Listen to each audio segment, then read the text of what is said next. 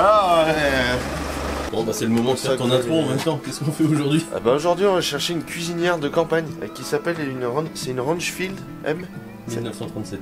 M Rangefield 1937. Sauf qu'en fait mon camion a besoin d'un petit peu de cocaïne avant d'aller. Si ça démarre, bah on fait ça aujourd'hui. Ah c'est bon là.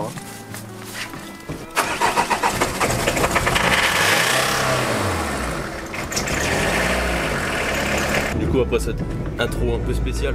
Oui. Autant il y a autant de compression, tu sais quand tu fais ça avec les ballons de baudruche que tu gonfles là. Tu sais, tu les retrouves 2 jours plus tard. Ah oui, ils sont tout. Ah, je pense qu'il y a la même quantité de compression dans le moteur du berlingue là. Donc du coup tu disais, on est parti. Ouais. Donc là, présentation du thème d'aujourd'hui, c'est donc une cuisinière Rangefield. Donc c'est un piano de cuisson de campagne. Voilà, c'est un gros bloc avec des réchauds dedans, enfin des feux. Et ça fait très longtemps qu'on l'a. Sauf qu'en fait, elle m'a toujours fait peur cette machine-là parce que c'est une machine qui tourne au sans-plomb. C'est-à-dire qu'on a des bonhommes un petit peu maladroits dans l'équipe et ça me met. Tu vas se reconnaître. Ouais, ça m'a. Je dirais pas de nom. On dira pas de nom, ouais, Lucas. Non, on dira Lucas. Ouais. Lucas.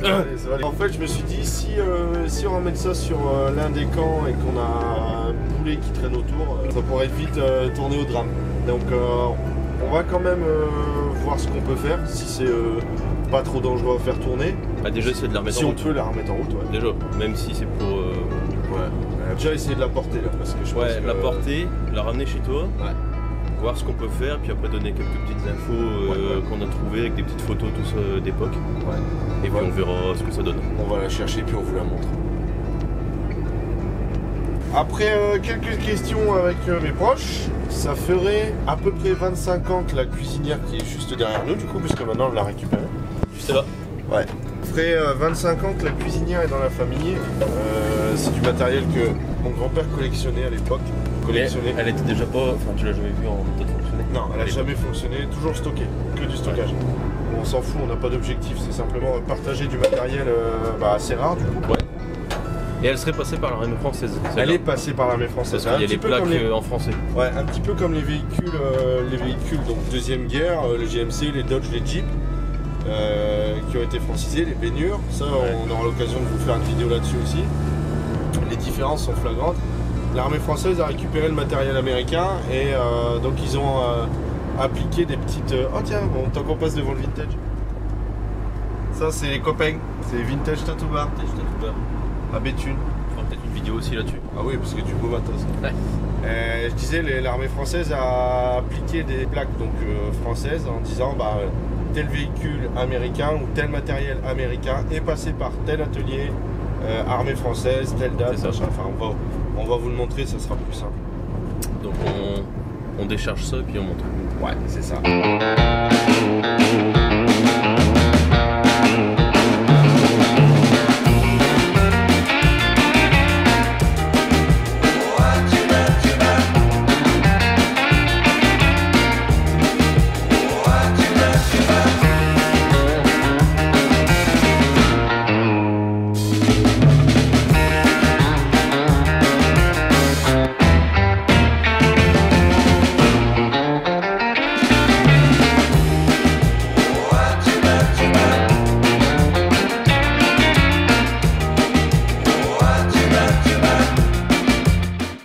Ça pareil, je voulais en parler. Tout ce qui est Seconde Guerre mondiale, donc reconstitution, collection, l'aspect historique, c'est intéressant parce quand on regarde les films, on se dit ouais, il y a les valeureux soldats, là, ils vont à la guerre, il y a les méchants, les gentils, et en fait ils sont tout seuls avec leur uniforme, leur fusil, et puis ils font le tour de l'Europe, et puis ils vont se battre, et puis...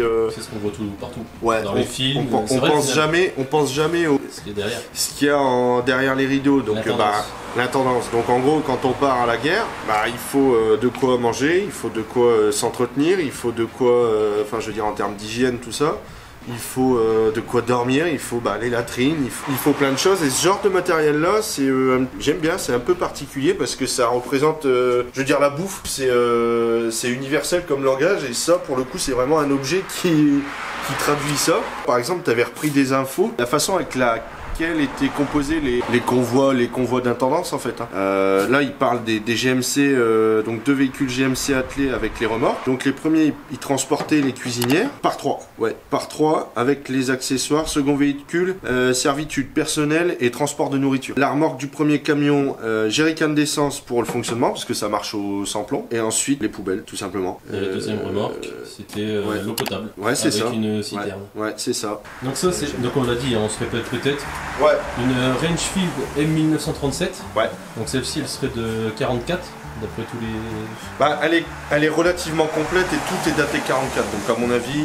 Alors, là, il y a le petit US qui est imprimé dedans. Tu viens le voir, il y a le... Ah ouais, c'est bon. Ça. Après, deuxième détail, donc US, et tout à l'heure j'en parlais dans la voiture. Comme les véhicules, tout le matériel américain est repassé pour la grande majorité par l'armée française, réutilisé par l'armée française, donc pour le service militaire. Donc sur des véhicules ou matériel américain, on retrouve des plaques où c'est écrit en français. Donc là, fourneau de campagne à essence américain modèle 1937. Ouais. Ça, je vais l'enlever la peinture, je vais quand même conserver la plaque. Oui, et si ça se trouve, parce que si tu prends sur les baignures, ils meulaient le numéro de série d'origine américain, ils le meulaient et ils retapaient un numéro français.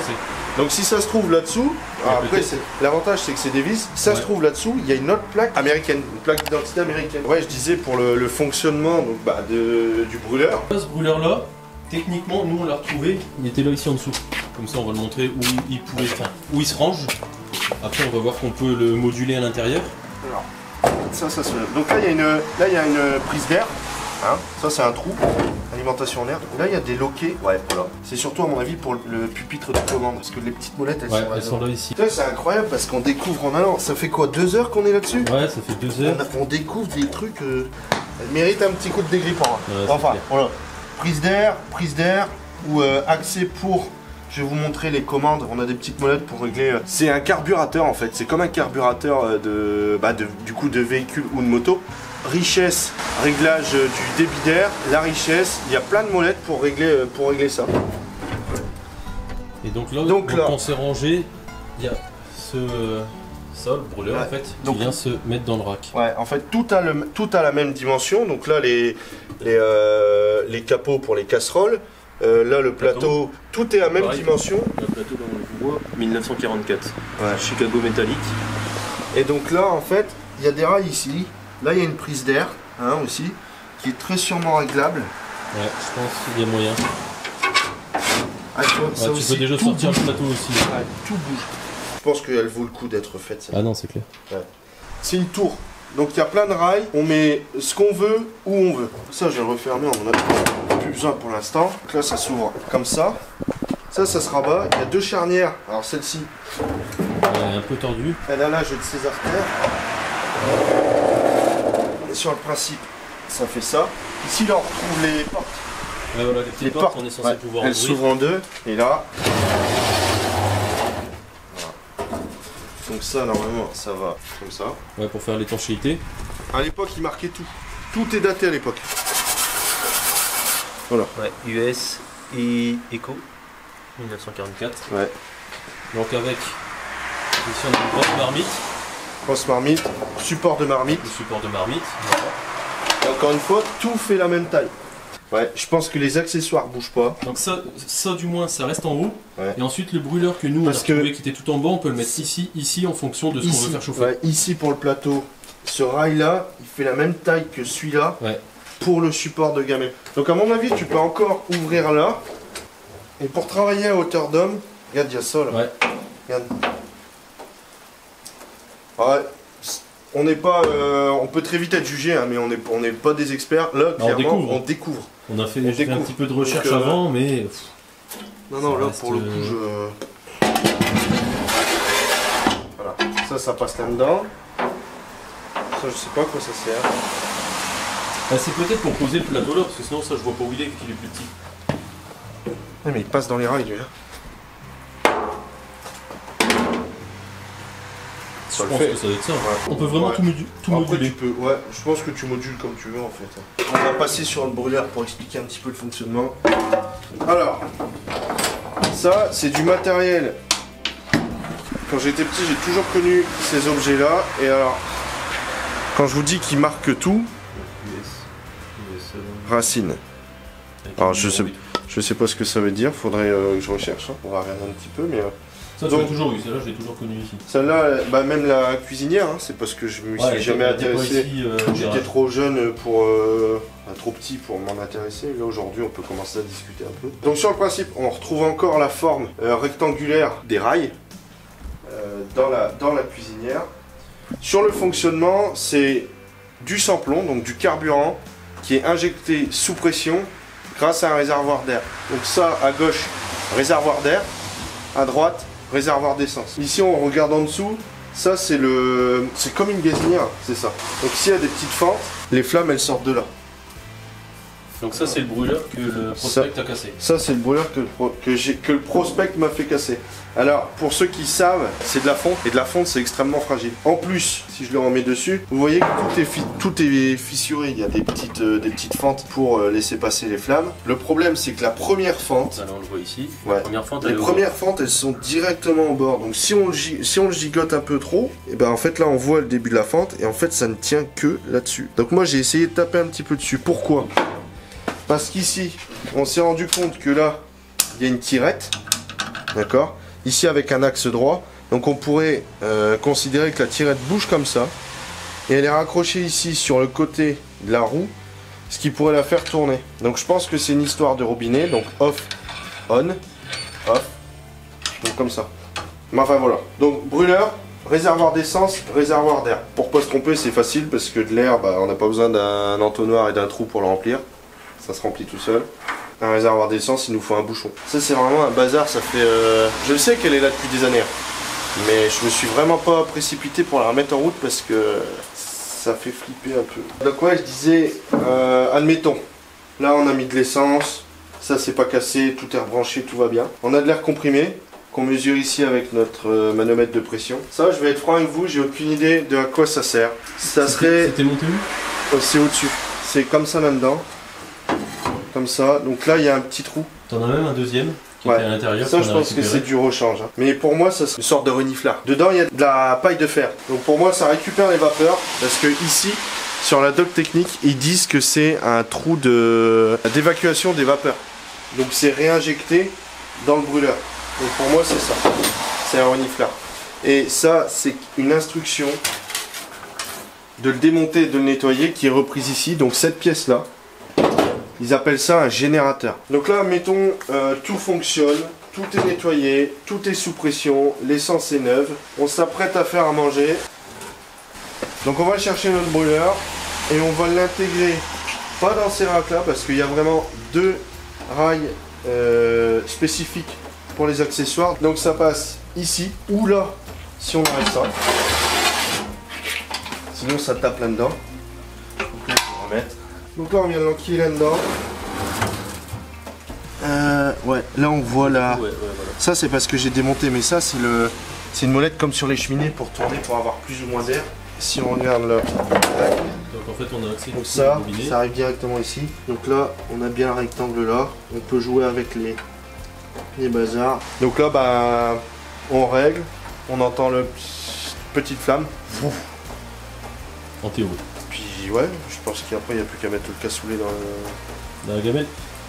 Voilà. Donc voilà, ça c'est le projet pour les prochaines semaines, prochains mois. Ouais. En parallèle de la baignure qui est là au fond, des ridelles de baignure. Le fonctionnement il va arriver vite. Hein. Le fonctionnement il va arriver vite. Après, vu qu'elle est en bon état avec ses accessoires datés, je pense qu'elle mérite vraiment un petit peu d'attention. Parce qu'encore une fois, c'est comme le Dodge, ça n'a absolument aucune valeur financière. Puisque c'est de l'héritage, parce que la passion que j'ai aujourd'hui... Techniquement si, ça a une valeur.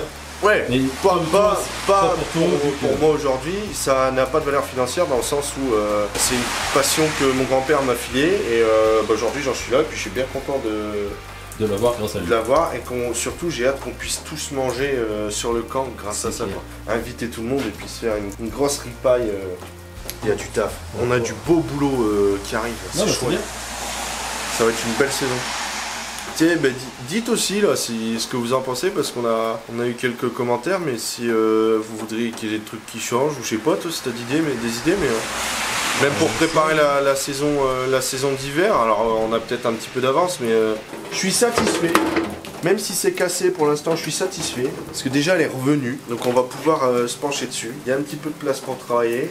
Je suis content qu'on ait fait une petite vidéo là-dessus. C'est un chouette, projet, ça. Bon, bah écoute, la météo, elle est dégueulasse. On a tout cassé. Il est bientôt l'heure de l'apéritif. Donc je pense qu'on va clôturer là-dessus. On clôture là-dessus. Si vous avez des commentaires, si vous avez des véhicules à présenter, si vous avez des trucs cool à nous dire, ou même des insultes, des critiques positives, négatives, constructives, inutiles, vous mettez tout en commentaire. Vous mettez un like, même si vous n'avez pas aimé. Hein, parce que mine de rien, il flotte, il fait froid. On est quand même que le 5 août. Et puis la prochaine, c'est quoi la prochaine vidéo? Je sais pas encore. Tu lis pas l'avenir? Non, pas encore. Bah on verra bien. Il y a peut-être du Dodge, il y a de la Jeep, on a bossé de la Jeep là. Techniquement, il y aurait peut-être une présentation de la Jeep pour annoncer ce qui pourrait suivre après. Présentation de la Jeep Elise MB pour annoncer... Ce qui est sûr, on vous en dit pas plus, il y a un gros chapitre Jeep qui arrive. Il y aura... On n'en dit pas plus. Il y aura trois vidéos, je pense. Ouais, si vous êtes sur TikTok, vous avez déjà une petite idée. Parce que j'ai mis, je glisse 2-3 petites infos sur TikTok, en story ou en live. Merci d'avoir regardé cette petite vidéo avec cette grosse boîte kaki qu'on va remettre en route très prochainement. Et puis très vite pour de nouvelles aventures. Exactement. Allez, bisous les copains, à bientôt.